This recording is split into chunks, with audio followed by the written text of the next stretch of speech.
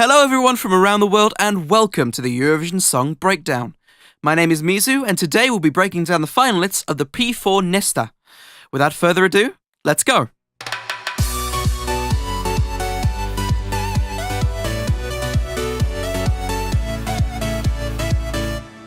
Only 8 artists remain in the Swedish radio contest, with one of these songs earning a spot in Melodifestivalen 2019. The success of these songs from the P4 Nästa has been somewhat lackluster. However, it did bring me one of my favourite songs in 2016 with Weight of the World by Smilo. Click the info card on the right or the link in the description to listen to the songs in the order I'll be analysing them. But before we look at any of these songs, let me break down the breaking down and explain how this will run. The Eurovision Song Breakdown is an analytic look at the song, concentrating on the production, the songwriting, the composers and the live ability. The breakdown will consist of 3 categories: the basics, the analysis, and the live show. Well, now you know how it works. Let's have a look at the first song on the list, Amandine X with Beautiful Mess. So, the basics. The tempo is 76.5 BPM, or 153 if you're being picky, but the bass kicks are on the 1 and the 3, so I'm calling it 76.5. The key is in E major. The genre is very much an indie folk with a little bit of country twang, with the whistles and the guitars, and definitely some of the vocal melodies. The composer, singular, is Amandine Opex, studying at Malmö Academy of Music, and she's a singer-songwriter, so that gives a sense of authenticity to the song automatically. I massively respect singer-songwriters, not because of the bias, but because they have the sense of owning that song. There's no one going through any form of commercial producers or any form of awkward A&R teams. It's just that song and it's theirs and they own it. It's brilliant. I respect it a lot. So the analysis is quite different to the Kristin Kostov's Beautiful Mess song of Bulgaria in 2017. Slow tempo still, but this one's got a little bit more bounce to it, closer to being faster, 153 BPM when compared to, Kristin Kostov's Beautiful Mess. There's a lovely country feel to the instrumentation, something that unfortunately will be pretty common in the 8 finalists for the P4 Nästa, but that can't be knocked for the fact that it still sounds good. It definitely suits the song. What also suits the song is the very reverbed vocals. When you listen to most songs, like a lot of pop songs, you don't really hear the reverb as clear as you do in this song because it's always drowned out by the appropriate instrumentations. But if there's only a few guitars and a little bit of whistling in the background, it's really, really present. It helps fill out the song. It helps fill out the sound.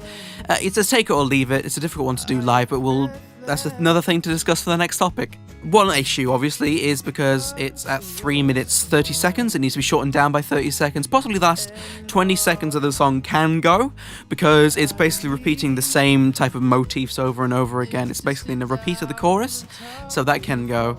The vocals are very simplistic, but that serves the genre well, and it serves the song well, and it has potential to add some trills and some differences live to the vocals, to add to, well, just to make it a little bit more diverse and different. Since the Melodifestivalen audience, including myself, often have to be captivated from the beginning and continue to be captivated until the end, just watching that heart flutter and then die out halfway through the song is one of the worst things to see if it's one of your favourite songs. So the live show. There's no live performance of the song that I can find, which is a shame, but we can work around it. There's not a lot of instrumentation to hide behind, unlike all these typical dance pop songs, one we'll be reviewing later. The vocals will be more pronounced this way, but there'll be less pressure on getting it pitch perfect thanks to the genre and thanks to the fact that there is often a little bit more variation, a little bit more natural sound when it comes to indie folk. The whistling in the track might be a problem because of all the sense that all vocals must be live, but this is really, really nitpicky because this can easily be replicated synthetically. Now when it comes to the staging, I'm picturing something a little bit static, a little bit swaying, nothing crazy, nothing really hitting the oomph that Melodifestivalen needs. So I don't know how successful it will be in the semi-final, but it's still a very respectable song.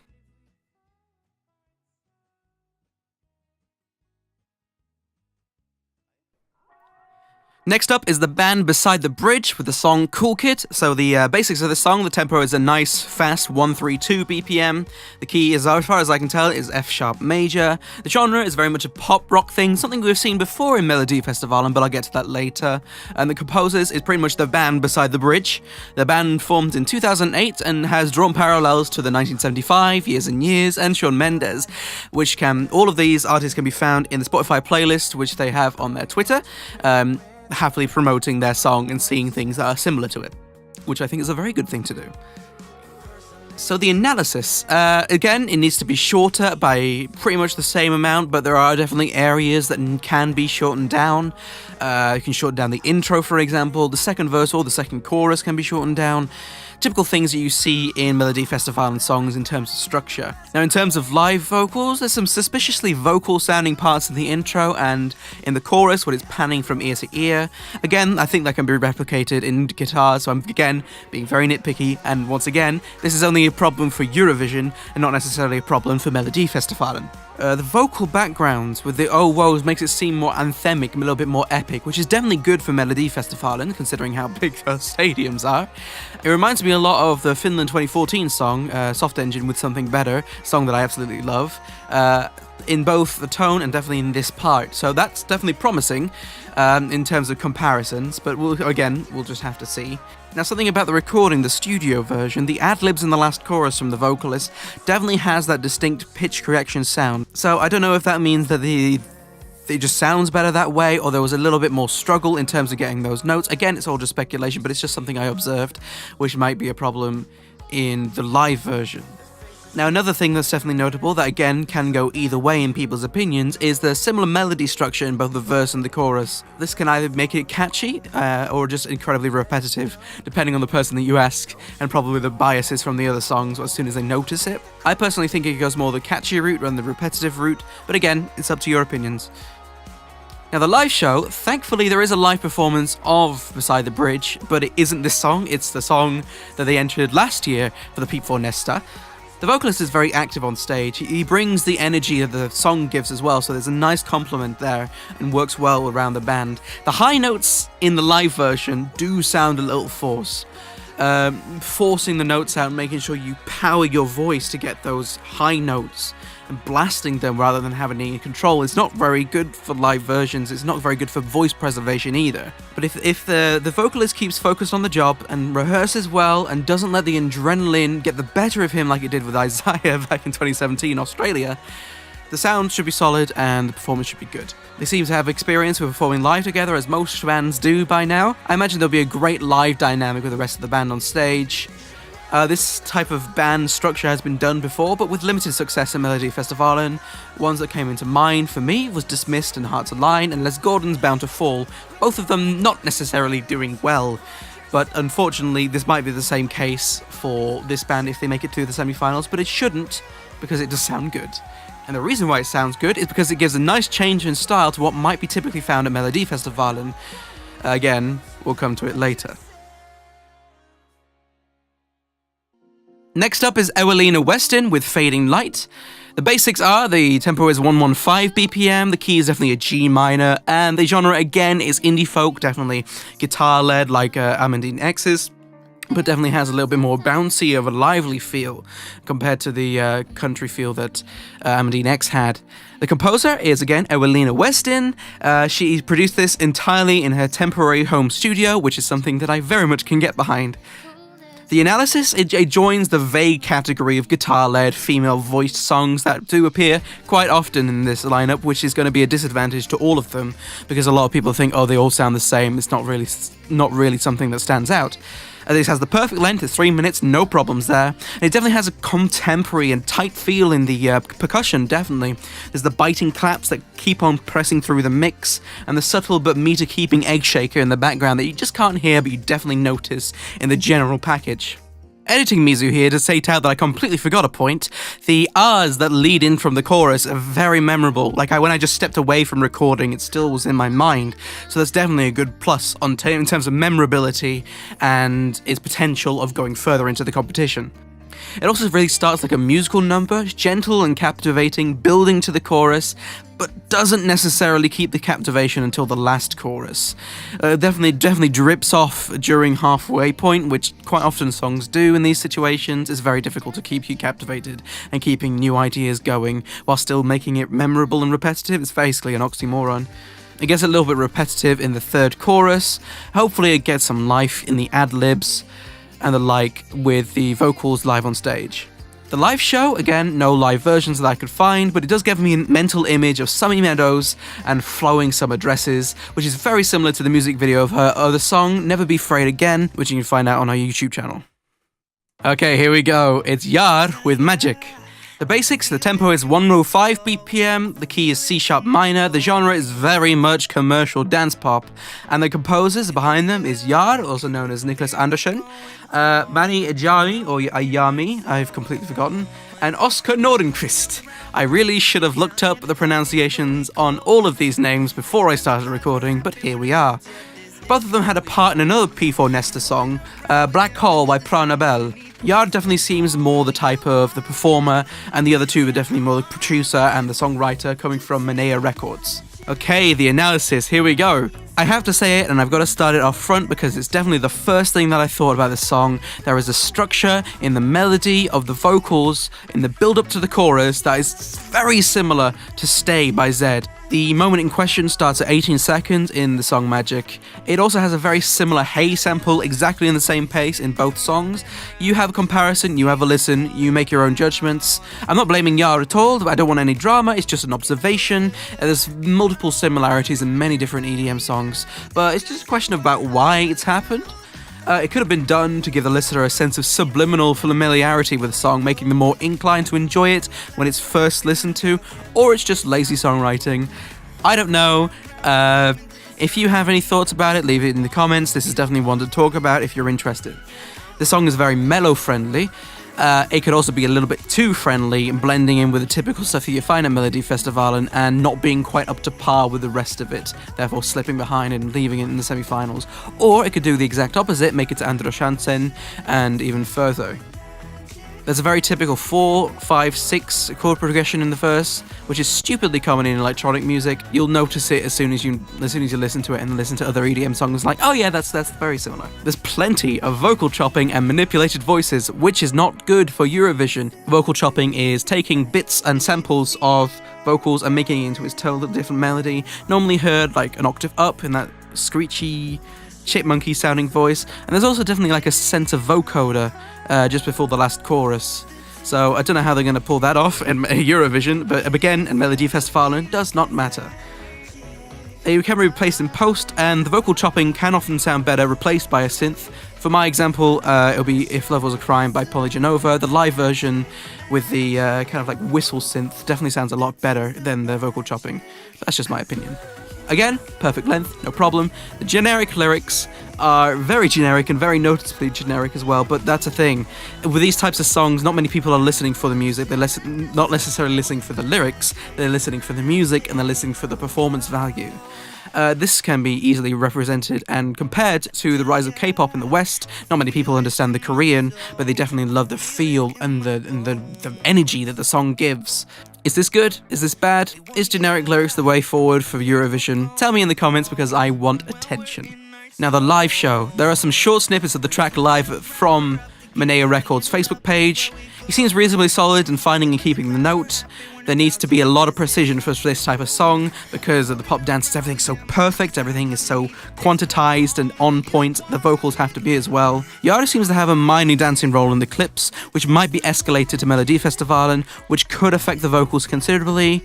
But there is definitely a sense of personality with Jahr, and there will be a lot of audience and camera presence, which is essential for Melodifestivalen and for Eurovision. Next up is Josias Andersson with Kort, sekund.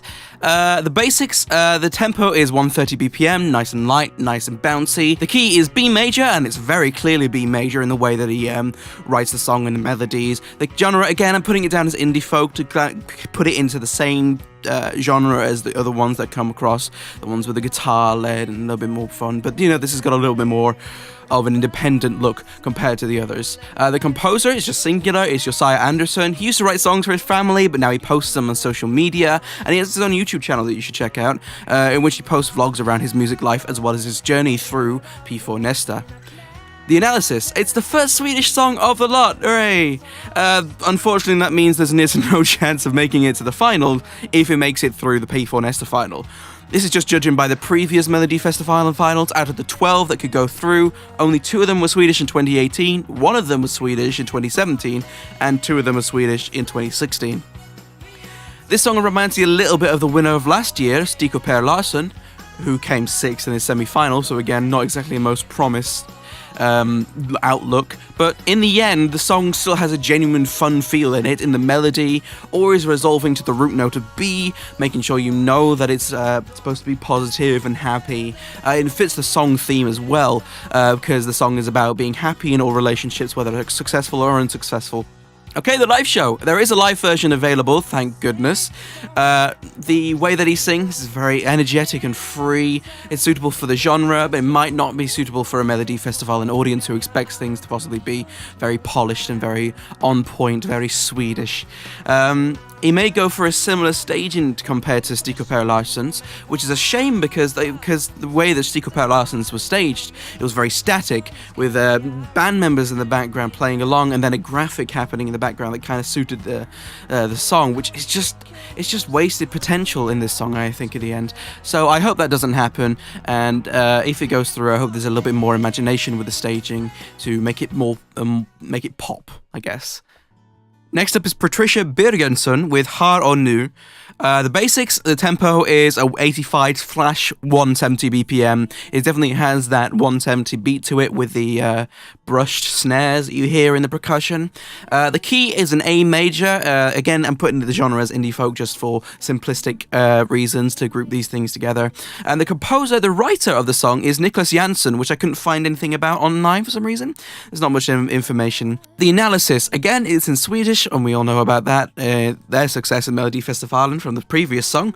Again, it's got a guitar with a female vocalist. We've seen that before. Again, not a perfect length. Needs to shave a whole minute off the song somewhere, but that probably will give its own benefit. It will shorten it down. It will condense the feeling and the sense of the song, which will probably help its case rather than making it drawn out longer and longer, which might lose audience retention.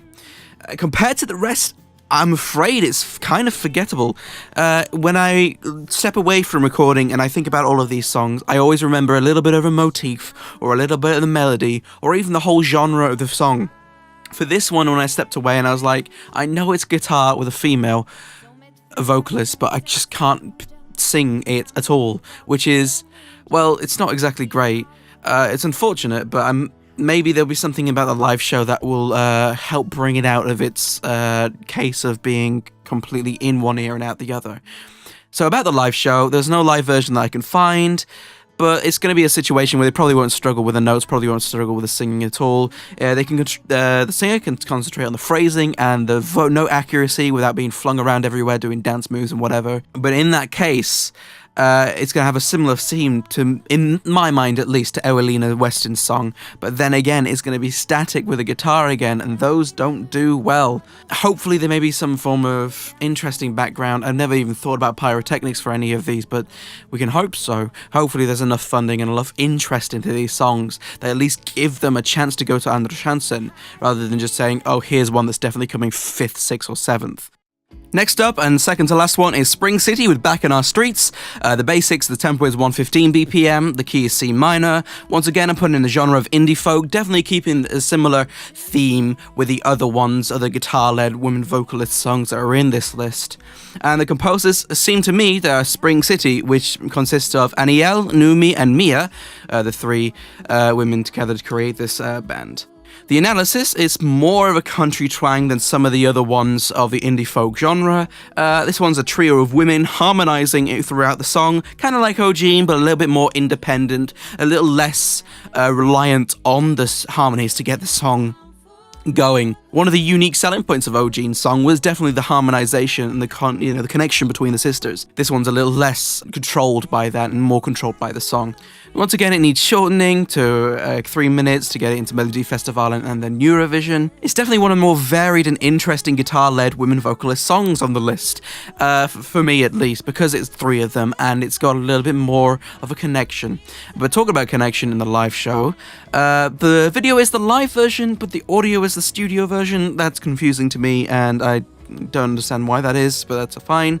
It sounds like the harmonies will be at the forefront of getting this sounding magical live, but then there'll need to be a sense of connection between the 3 on the stage. When you've seen the live version, they're kind of just standing and swaying and bobbing to the music about a meter apart from each other. occasionally getting contact, eye contact and smiles to each other, this is really feeling it, but there really does need to be that sense of connection between all of them together, and then furthermore towards the cameras and towards the audience, if it's going to go forward to Melodifestivalen and then Eurovision. And then finally, the lovers of Valdaro with Lost Forever. The basics, the tempo is 103 BPM. The key is definitely, I feel, an E major. The genre is something completely different to the rest of them. Definitely a nostalgic 80s synth pop, synthwave feel. It's really, really refreshing after all the different, indie folk songs that you get. The composers behind this is Paul Ryan and Marie Ryan. The former being an 80s singer and an accoladed songwriter who's had success with songs with Christina Aguilera and Jessica Simpson, which is pretty incredible comparing to the ones that are self-written singer-songwriter. To get this notorious composer to come through and write this song for a P4 Nästa finalist is pretty cool, and it really, really pays off in the analysis. It's a great standout genre when compared with the competition. The low synth at the beginning catches the attention immediately and sets the theme, and then the theme keeps going, the genre keeps going throughout every single bit of instrumentation, the impacting drum fills, the pluck chord synths on every 16th note, the ARP synth in the background, definitely in the chorus, and then the reverbs of the various instrumentations and the vocals beyond belief. Again, it needs shortening by 30 seconds, but I can picture that happening with at least one of the solos. Ideally the guitar solo, since the synth solo is pretty unique. There is some really heavy effects on the vocals. There's some delay, there's some doubling, etc. That won't be as prominent live, and I'm kind of glad that it won't be, because the first set of delay on the vocals was very distracting. I get it that it's kind of like an abstract thing, and it sets the mood as well, but it was very distracting from the actual vocals that were happening at the same time. There's no standout diva note, which may make people think that it's a very flat song, but I don't think that there doesn't have to be a diva note to actually have an enjoyable listen. It's just the typical formulaic way of writing music these days. It doesn't also have a memorable ooh or ah melody like the others, but it's memorable in its own merit, with the genre and the nostalgic production and the way that it conjures an imagination within you and how it looks, which I definitely see in the live show. There is a live performance available. His vocals are a little bit wavy, but I don't think that's going to be so much of a problem. I feel like with enough practice in front of a live audience, you're definitely going to get that sense of confidence in your voice. It definitely conjures a vivid image of the nostalgic 80s colors and graphics, and they should take hold of this. A lot of people will be thinking this when listening to the song. They should take hold of it, put it on stage, and then they'll have so much chance of doing well, not only at P4 Nästa, but also at Melodifestivalen. So there you go, those are all the 8 songs of the P4 Nästa final that's happening on August 25th. Okay, so the conclusion is this video is way too long. I imagine in the future videos will be shorter and, maybe a little bit more detail if only one song is released for a certain country. This is only a trial run since the P4 Nästa doesn't really get that much coverage by Eurovision people, and I'm still just getting used to the format. It takes time and it takes practice, and it's good that I'm doing this rather than just going in and making an ass out of myself on really an important moment. But this is how it goes, and I'm kind of worried about how the 28 final acts of Melodifestivalen will go in terms of analysing them, so that'll be good. In my opinion, the best to go through would be Beside the Bridge, The Lovers of Valdaro, and surprisingly, Jahr, just for the sense that they will give that sense of standing out. These are the artists that stand out of all of these 8 acts for me, and will have a good chance of projecting something interesting onto the Melodifestivalen stage. These songs could add the diversity that Melodifestivalen lacked last year, in my opinion, and quite often others. But in the end, this is just my opinion, and you obviously have your own, so please tell me in the comments if you have any opinions about this. Not only about the P4 Nästa, but also about this video. Would you like to see anything interesting or, new in this video? Would you like to see me live reacting to the songs? Would you like to have a little bit more of a personal, to-the-camera look, apart from me just being in front of this microphone and talking? I'm very... When I talk, I move a lot, so that would be an interesting thing to do. Anyway, thank you very much for watching, and I hope to see you soon for the next Eurovision Song Breakdown.